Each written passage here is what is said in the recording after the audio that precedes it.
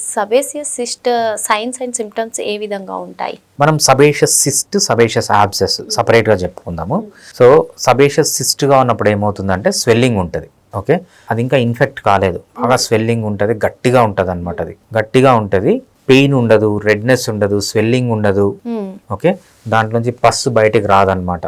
Skin పైన ఎలా కనిపిస్తుంది అంటే స్కిన్ నార్మల్గా ఉంటుంది, ఒక చిన్న స్వెల్లింగ్ లాగా వస్తే దాని మధ్యలో ఒక చిన్న డింపుల్ ఉంటుంది అనమాట. దాన్ని ఏమంటామంటే మనం సబేషియస్ యాబ్సెస్లో అలానే ఉంటుంది, ఒక్కొక్కసారి సబేషియస్ సిస్ట్లో కూడా అలానే ఉంటుంది అనమాట. సింపుల్గా మధ్యలో బాగా స్వెల్లింగ్ ఉండి మధ్యలో ఒక డింపుల్ నీట్గా కనిపిస్తుంది. అది దాన్ని మనం ఈజీగా కనుక్కోవచ్చు అనమాట.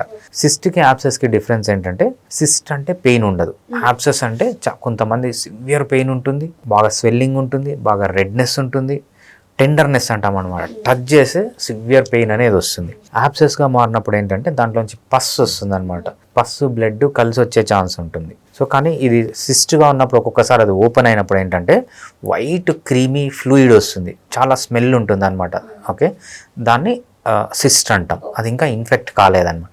సో మనకు సిస్ట్కి యాబ్సెస్కి మధ్యలో సిమ్టమ్స్లో ఇవి డిఫరెన్స్ అనమాట. మరి దీనికోసం ఎటువంటి టెస్ట్ చేస్తారు? సో మనకు సబేషియస్ సిస్ట్ కానీ గ్లాండ్ యాబ్సెస్ కానీ పెద్ద టెస్ట్లు అవసరం లేదండి. కొంతమంది చేపిస్తారు, ఎందుకంటే అది ఎంత పెద్దగా ఉందో తెలుసుకోవడానికి. మనకు సబేషియస్ సిస్ట్కి అయితే ఏం టెస్ట్ అవసరం లేదు. సో కావాలంటే మనము అల్ట్రాసౌండ్ సాఫ్ట్ టిష్యూ అంటాం అనమాట, అది కన్నా చెప్తే అది చేస్తారు. దీనివల్ల ఏమవుతుందంటే ఎంత లెంత్ ఉంది, ఎంత బ్రెడ్త్ ఉంది, ఎంత డెప్త్ ఉంది అని తెలుస్తుంది. కాకపోతే ప్రాక్టికల్గా దానివల్ల పెద్ద యూజ్ అంటూ లేదు. అది యాబ్సెస్గా మారినప్పుడు కొంతమంది చేపిస్తారు సర్జన్స్, ఎందుకంటే వాళ్ళు సర్జరీ చేయాలనుకున్నప్పుడు. సో హోమియోపతిలో సర్జరీ లేకుండా ట్రీట్ చేసుకోవచ్చు.